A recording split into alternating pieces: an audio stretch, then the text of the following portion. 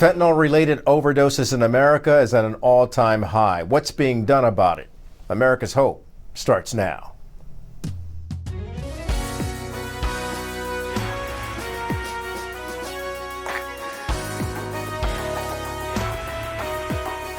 This is America's Hope from our global headquarters in New York City. Here's Kelly Wright.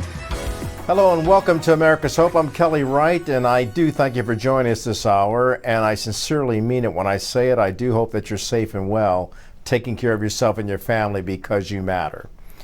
We have a problem in America, a problem that sometimes we want to look the other way, but it's there, staring at us in our faces, or at the grave sites of parents crying over loved ones who have died because of opioid abuse.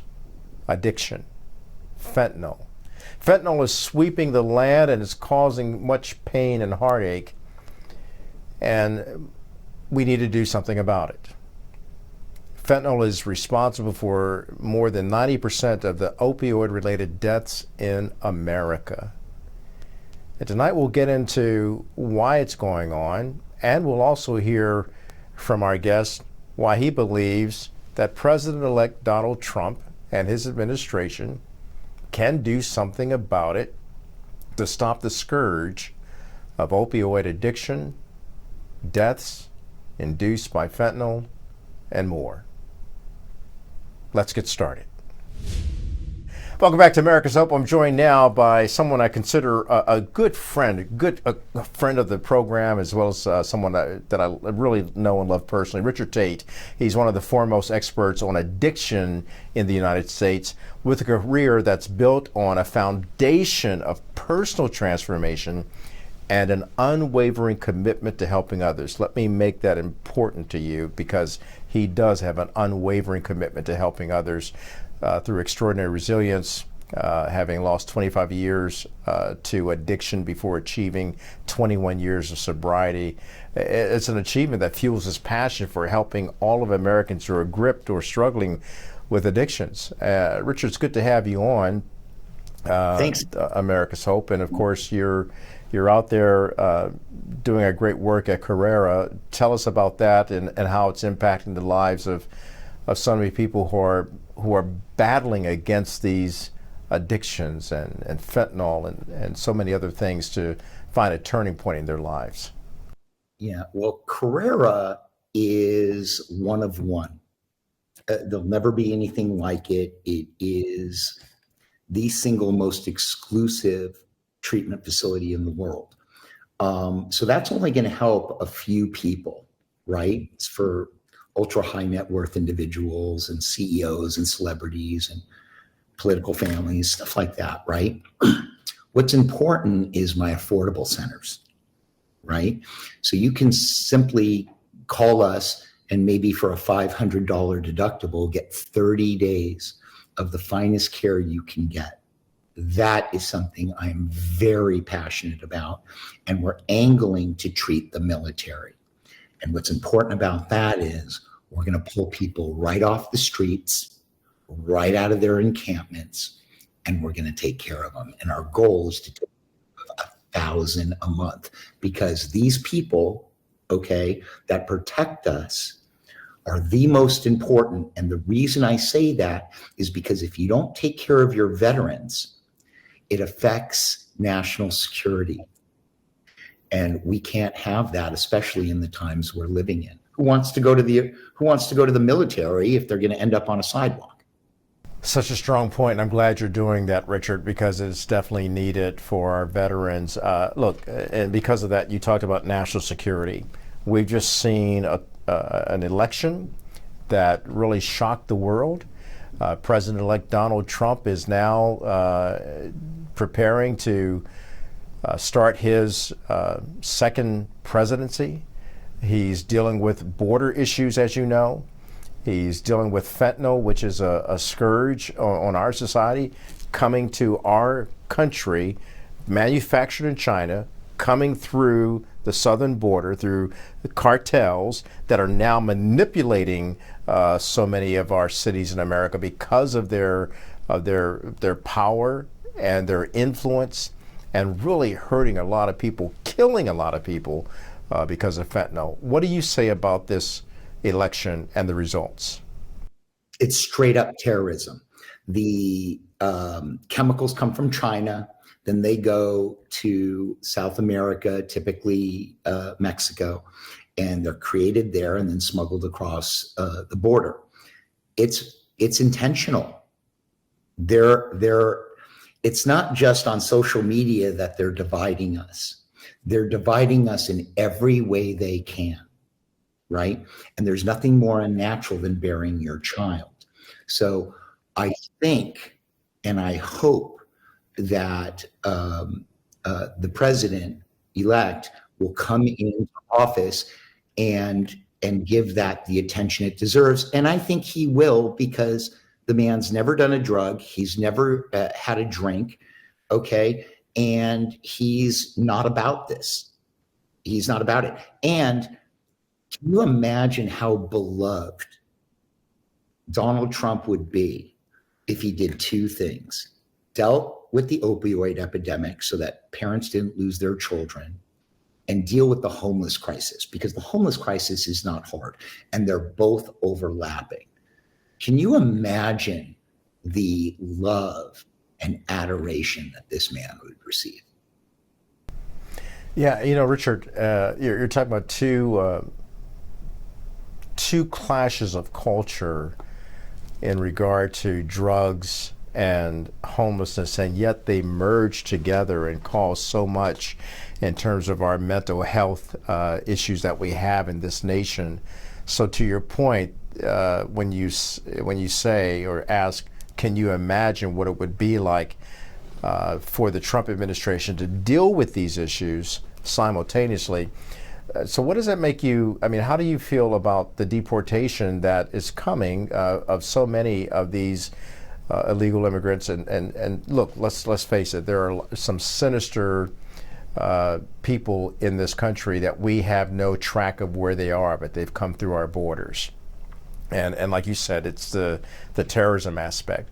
I got to ask you, because you're someone who's dealt with so many different issues, from celebrities to the common person who's still dealing with drugs, and you're looking at let's pull the onion back. You're pulling the layers back, and therein is the rub, because like you said, we've got people coming to this country for the purpose of taking us out through fentanyl and opioid addiction.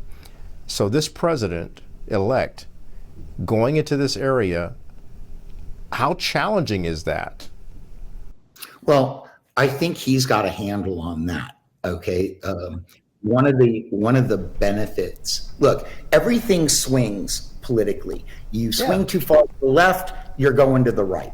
Okay. And that's where we are today. I'm an independent. Okay. I love my Republican I'm with brothers. you. I'm independent. Right. I just hate the people on the far poles. You know, I like the adults in the room in the middle. And as far as immigration is concerned, I get it. Okay. But I don't think that's the real issue. Well, my point is, but I do want to say this, Kelly. I do want to say this because it's important.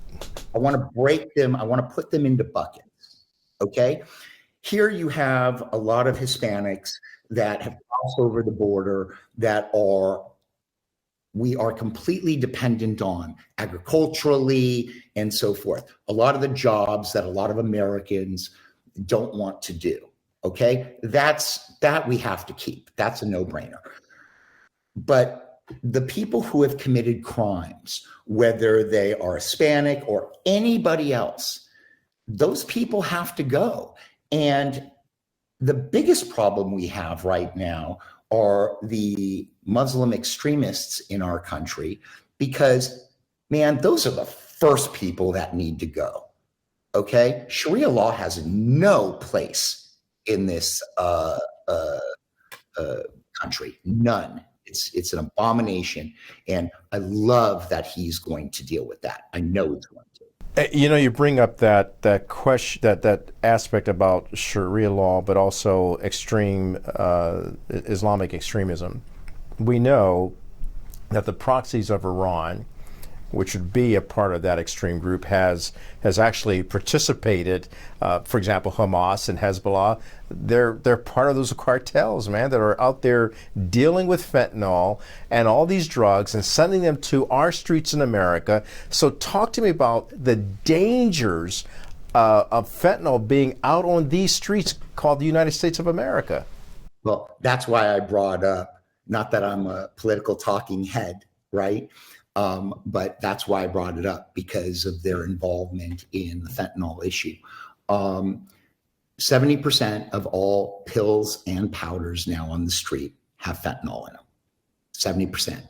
And the reason it's so dangerous is because you can go out and ask for cocaine, and you're getting cocaine, but it's got a ton of fentanyl in it, right? And now you're hooked. So today, kids are going out on the street thinking they're getting one thing and they're getting another. And that's why people are dying. What is fentanyl, and why has China capitalized on manufacturing it and sending it here? You're not sure if they're capitalizing on it, but to my point, in a way they are capitalizing on it, because they're actually laboring to make it available and sending it to the cartels, thereby sending it here. So the money chain flows back to China as well as these cartels. And I know there's a ton of money in it. I don't think that's their motivation. I think their motivation is to weaken us as a country. And that's why this is so important. The one thing I really love about this president is the way he deals with the drug addiction problem that we have here in the country. And I just want to say one thing. I love the fact that you're talking about drug addiction and alcoholism and not substance use disorder. That is a woke thing, okay, meant to soften where we are in our arc of addiction. And I think it's important that you're honest with yourself and you know who you are. I didn't lose 25 years to substance use disorder. I was a drug addict, and I'm grateful for that, because that allowed me to know my truth and dig myself out of that hole. You said that, and I wasn't expecting that. I mean, it reminded me of a friend of mine that I lost to drug addiction, and it's just, it was a shame to see that. So I call it what it is, because it is an addiction. So I'm talking to Richard Taite. We'll be back with much more in just a moment.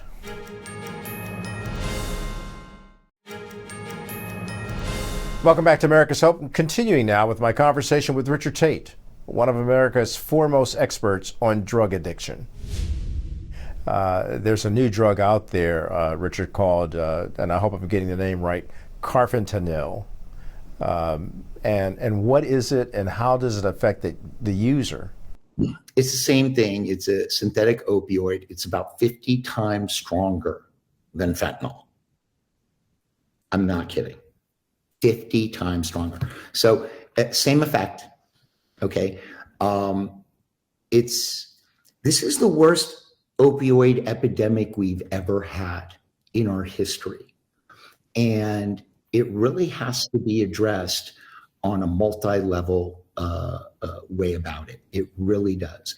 It's the immigration, it's laws around it.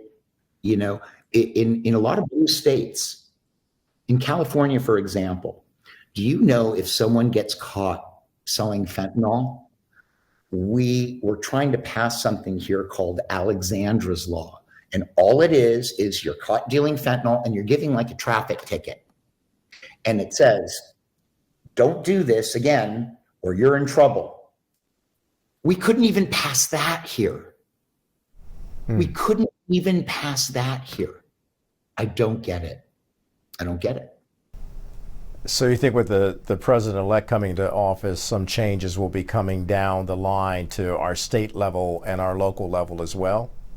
As you know, we have 51 governments in our nation, right? So I don't know how that's going to fly in California, but I do know he's going to die trying. That I do know. So, Richard, there's another. Look, I hate to be bringing up all these drugs, but I think our people need to know. The latest headline-making drug is pink cocaine. What is that, and why are all of the kids trying it? It's bizarre. Pink cocaine is not cocaine. It doesn't even have cocaine in it. It's a menagerie of drugs, right, that are all put in there together. Ketamine, sometimes cocaine, fentanyl, this one, that one. There's different mixtures of it. It's not one thing. And it is so dangerous. You saw what happened to Liam, right? He fell out of a window. And that's predictable, right? I mean, people fall down all the time when they're inebriated. He fell out a window, right? I mean, you'll see when the toxicology comes back. You'll see. He was full of fentanyl. He passed out standing up and fell to his death. But Richard, the report is with Liam is that he had enablers or people who were there with him, partying with him. We see this happening too often in our society. How do you talk to parents to help them talk to their children, even their young adult children, about the dangers of these drugs, these synthetic drugs that people are trying? All right, so let's unpack that in two buckets. The first one is, what do you say to your children? I can tell you what I say to my children. I've told my children over and over and over again, I've had to talk with them about fentanyl. The other day, I'm in the car with my daughter and her girlfriend, and they're rolling their eyes. And so I pull over and I tell them, don't roll your eyes at me. I will talk about this every damn day if I want to. Okay? You're all I've got. That's that. My son is getting out of the car and we're talking about the fentanyl. And I said, close the door, get back in the car. I want to tell you something. And I said, I want to talk about the fentanyl thing. He goes, I'll never do it. I said, I know, but let me tell you how it's going to happen. Someone's going to come up to you with pills or powder, and they're going to want you to participate in that. He goes, I won't do it. I said, I know, hear me out. The reason they're including you is because they want you to co-sign their bad behavior so they don't feel as bad. Do not co-sign anyone's bad behavior. I am in love with my boy. Do you understand? And he said, yes, Daddy, I love you. It's that simple. Yeah, showing that love and to the point and making it so crystal clear. And certainly we've heard nightmares of parents who are so bereaved because they've lost their child to an element just like you talked about in that scenario. College student hanging out, being enticed by his friends to sign on or co-sign to their bad behavior. Richard, thank you for sharing that. If a parent thinks that their child is using, what should they do? I mean, who do they turn to? You got to deal with this now. We're out of time. Okay. And the reason we're out of time is because this is so dangerous. So there is no more, he's growing out of it. There is no more, you got to do it for yourself, which is nonsense. Okay. Not in a top-notch facility with people who know what they're doing. Okay. We're out of time. We don't have, when I was a kid, I had the luxury of experimenting with drugs, and it was a rite of passage. Not anymore. These kids don't have that. They don't get it. And the problem with that is their frontal cortex isn't developed. So you've got these kids walking around without a full executive function of the brain, thinking they're indestructible, because all kids do. Okay. And it's just a bad combo. I got to bring this up because you talked about it with regard to Liam Payne and Matthew Perry. Many times, celebrities, people who have the means, begin to think they're indestructible. But as you were talking about the kids and reminding me of the college experiences that children go through, I'm reminded of talking to Lanice Bias, the mother of Len Bias, incredible basketball player, University of Maryland, on his way to becoming a world-renowned player with the Boston Celtics, and in celebrating in that same scenario to which you described to your son, he was offered cocaine, and he died that night. And his mother, Lanice, who I love so dearly, shares the pain and agony, but she's a woman of faith. She found the resolve to forgive and heal, and yet she sent a passionate message to America: wake up, save your children. Now that was 20 plus years ago. And Richard, here we are today still talking about the very issues that are confronting our children and our adults, and the scourge of fentanyl coming across our borders, and other drugs as well. It's like you said, yeah, and you have a program about it called, we're out of time. We are out of time, Richard. Len Bias is probably the best basketball player in college I've ever seen. And he went to the hated Boston Celtics. Yeah. And I just can't imagine the pain that a parent has to go through when they lose a child. It is the most unnatural thing we can do. And we all have children. We love our children. This makes zero sense to me. And that's why I'm grateful. One of the silver linings of this election is that we're going to be dealing with a couple problems that haven't been dealt with yet. I'll take a quick break and we'll come back just with a little bit more conversation with Richard Taite, one of the foremost, if you need help, this is the brother you want to call. You want to reach out to Richard Taite. We're coming back with more in just a moment.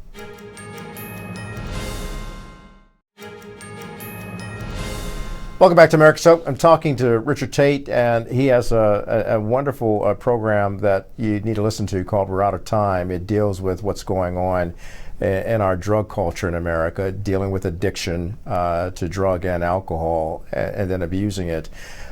Richard, there's something about reaching the age of 27, I understand.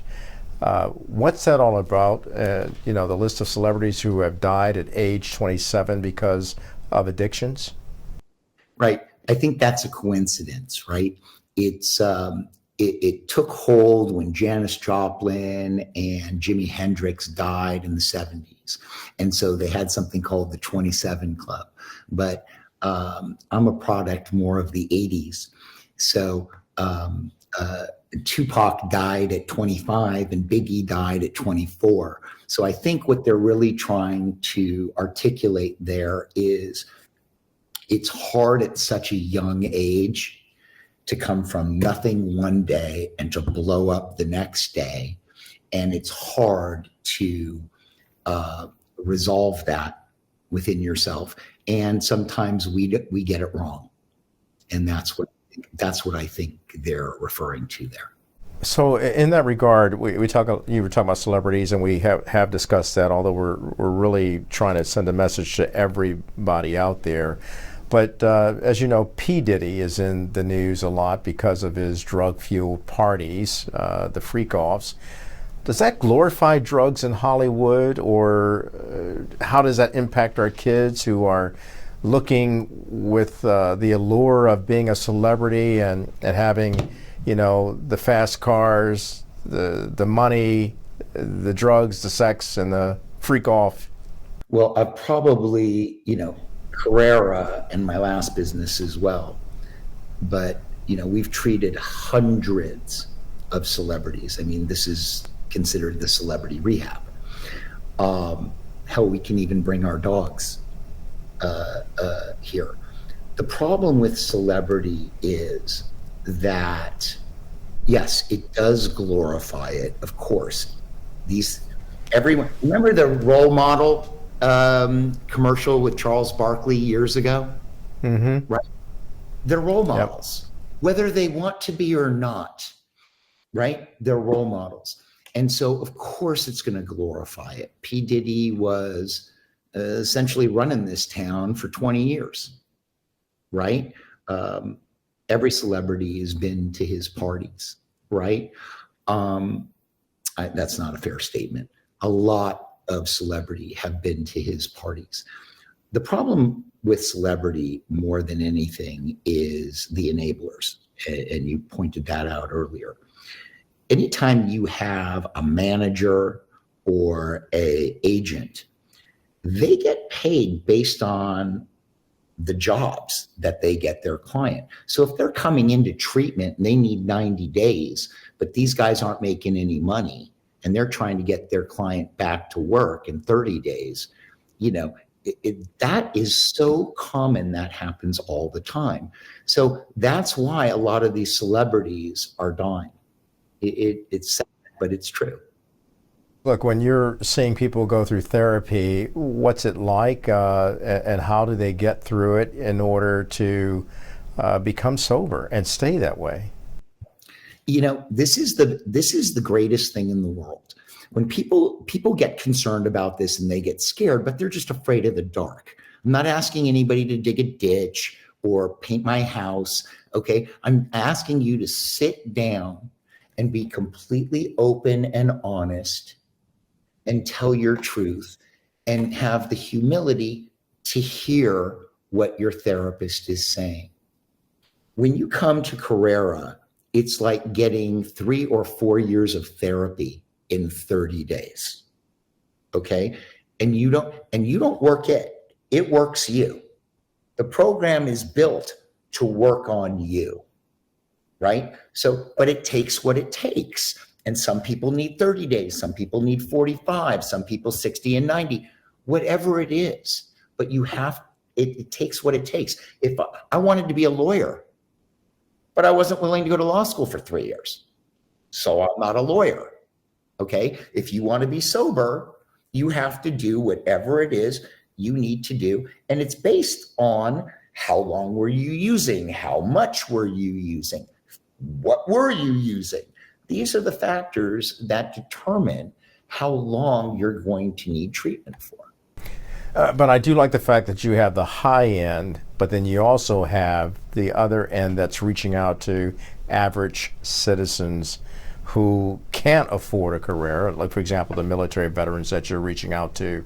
That is so important because then you're getting all spectrums of society to that value treatment that they need. I want to go into another aspect of this, and that's faith.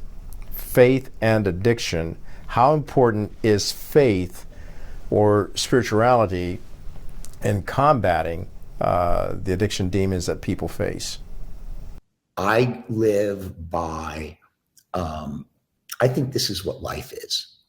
I think the meaning of life is to be of maximum service to God and to your fellow man. Okay? That's it. And that's why I've got 3 wounded warriors at all times for free in my place. Guys typically refer other active military to me, and we don't have a contract, so it's all, we have to do it for free, but we're waiting for our contracts. But, I don't want to treat 3 or 4 people in the military at a time. I want to treat 1,000 people at a time. And I'm not even looking for referrals from anybody. We'll go find them on the street. I mean, I've got a plan for it, okay? To actually take these heroes off of sidewalks. I mean, it only sounds stupid when you say it out loud, right? Heroes, sidewalks. Yeah. It's like, it gets me, I start to shake when I hear that. Richard, we're talking about a lot of important topics. You talked about President-elect Trump and his administration. Have you ever considered reaching out to him, or have they considered reaching out to you with regard to how to deal with this scourge that's upon our land from fentanyl and drug addiction? Well, I mean, like I was telling you during the break, right? I just spoke in Palm Beach, Florida, and I ended up on a yacht with people from the Heritage Foundation, the project to elect Trump. And I was sitting there, and what I gathered, first of all, they're all great people and they're all friends of mine now. Okay? But one of the things I like about Donald Trump, President Trump, is that he's not a academic snob. Just because you have the education doesn't mean you have the grit and the knowledge and you're not moving the chains. Okay? I'm moving the chains all the time. Okay? Just keep the chains moving. And I think that he is the kind of person, and you notice it in who he has in the past administration and this administration, he kind of does it like I do it. You look at the person, you get the vibe of them, you determine whether or not they can get this done. Are you real or are you not? And then he makes a decision based on his life experiences.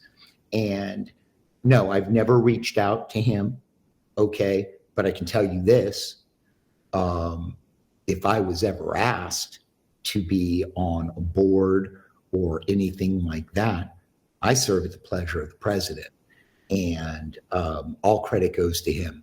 If I was ever asked, a question about that, and I was in that capacity, my statement would always be, I serve at the pleasure of the president, and move on.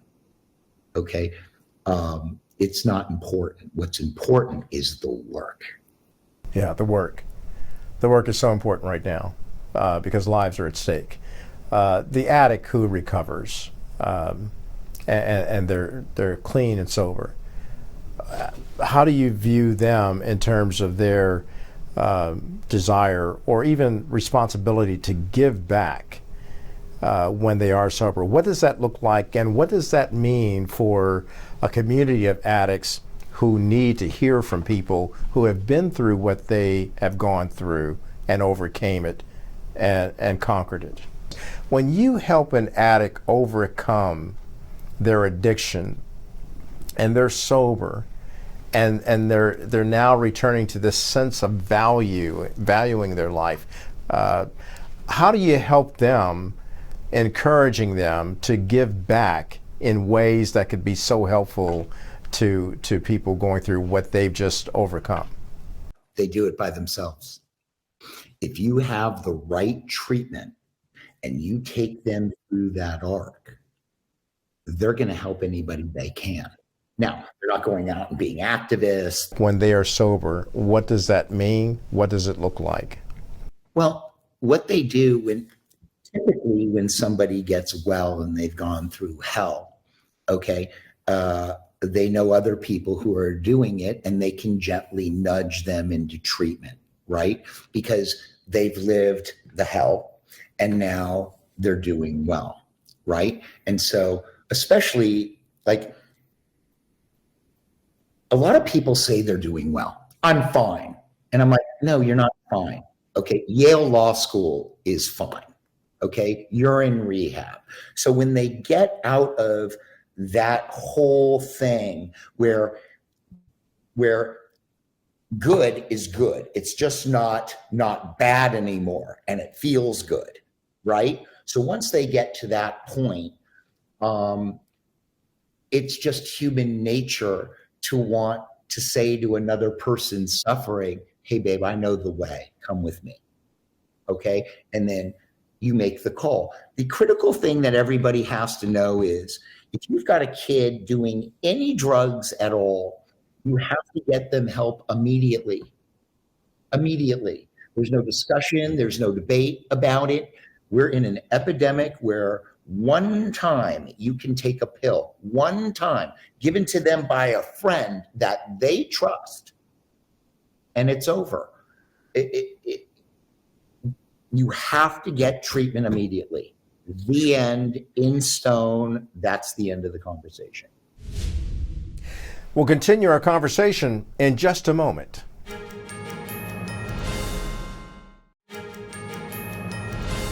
And welcome back to America's Hope. Continuing now with my conversation with Richard Taite, one of the foremost experts on addiction here in America.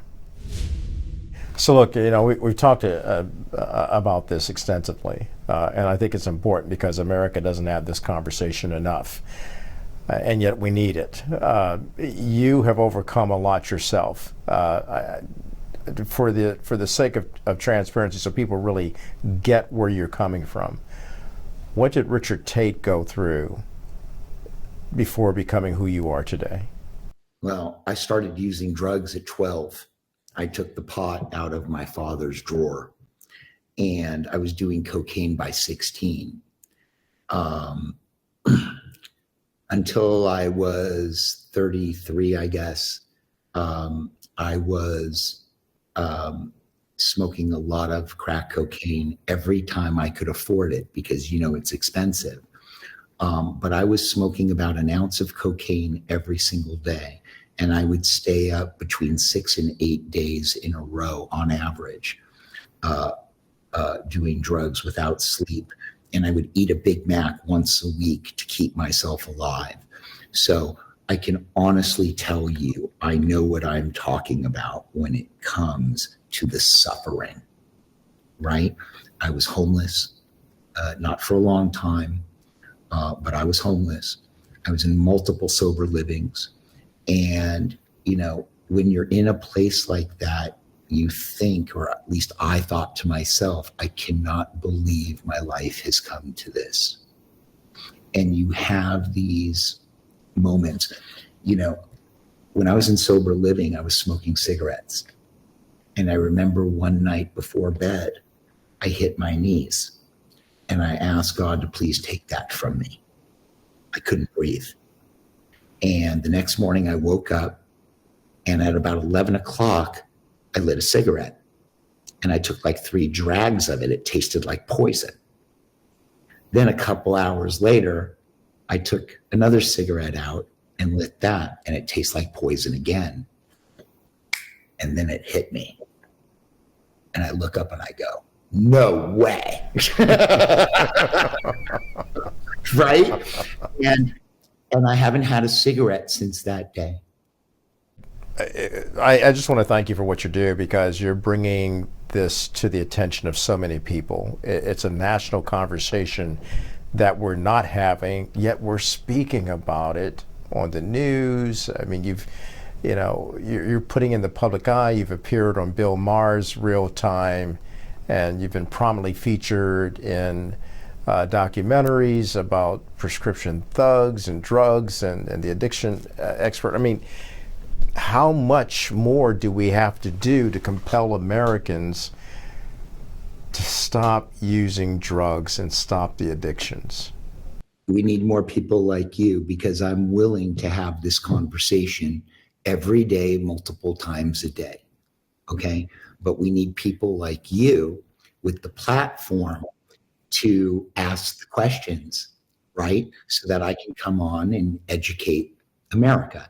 That's what I do. I'm a teacher, right? So we can get another, 1,000 of you.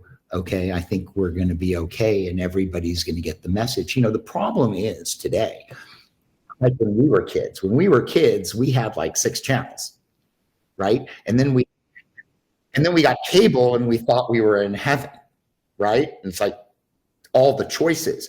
Today, you have that. Satellite, every streaming platform, a gazillion websites, a gazillion podcasts. It's like, in order to convey something to the public now, you have to do it all. One of the most genius things that Donald Trump did this time around was he acknowledged it and went on every big podcast he could, right? That's the way to do this thing. That's the way to handle this. Yeah, you're doing it. And literally, we are running out of time. So talk to me about your program. We're running out of time. The reason I call it we're out of time is because we are, right? Look, when you have children as late in life as I did, you don't just love your children, you love all children. And just the thought of losing my children is more than I can bear. I can't even discuss it. I don't even have an ear for it. Okay. So if I can go ahead and have the conversation like we're doing now and lay it out in very simple, plain language so that everybody can understand it with not all this nomenclature and nonsense. Okay. Just person to person, right? You're going to get it. It's just, the problem is I don't get to speak to as many people as I would like. But like I said, I would do this all day, every day. Richard, I thank you. You've become a friend, and you're a respected voice on addiction and mental health issues. And we didn't even get into the mental health aspects because you know that America and the world is suffering through an anxiety epidemic, as quiet as it's kept. People are hungry for hope. People are hungry for a breakthrough. So my final question to you on that note, and in the vein that we've been talking, is what is your hope for America? My hope for America is that we can get back to common sense because we've lost it in a lot of different ways. And we've got a lot of work to do to get back to doing the right thing. That's it. Do the right thing. That's it. Richard Taite, thank you for being on America's Hope. Appreciate you, man, as always. Welcome back to America's Hope. I'd like to thank our guest, Richard Taite, one of the foremost experts on drug addiction and alcohol addiction here in the United States. It's a conversation that many people do not want to be heard, and yet it's so needed because so many of our children and young adults and even celebrities are dying because of fentanyl or other types of drug addiction or alcohol addiction. Something has to be done. And one of the first things in accomplishing a breakthrough is having conversations, as hard as they might be to hear and watch. But it's important that we have those conversations so we can at least have a meeting of the mind, a touching of the heart, and inspiring people to love people through the pain and the agony and have breakthroughs for recovery. Yeah. Keep the faith alive, America. We got a lot of work to do. Let's roll up our sleeves, get busy, and keep spreading the love, the freedom, and the peace, and the hope to overcome. Till next time, God bless. In my America, my children are black and white, one shade of beautiful, so precious in God's sight. In my America, all lives matter. So let's stop the chatter that tears us apart. We are a family, together you and me, agreeing to disagree, but still live in harmony. The dream that gives hope to us is as strong as it ever was. United we stand, divided we fall. That's my America. In my America, There is no left or right. We're all on common ground. Darkness gives way to light. In my America, you give more than you take. And when someone has lost their way, you lend them a hand and say, we are a family, together you and me, agreeing to disagree, but still live in harmony. The dream that gives hope to us is as strong as it ever was. United we stand, divided we fall. That's my America. We are brothers. I'm not my brother's killer, but I am your keeper. We are sisters. The greatness of our nation starts in the homes of its people. What's in your house? We are family. Together you and me, agreeing to disagree, but still live in harmony. The dream that gives hope to us is as strong as it ever was. United we stand, divided we fall. That's my America. United we stand, divided we fall. That's my America.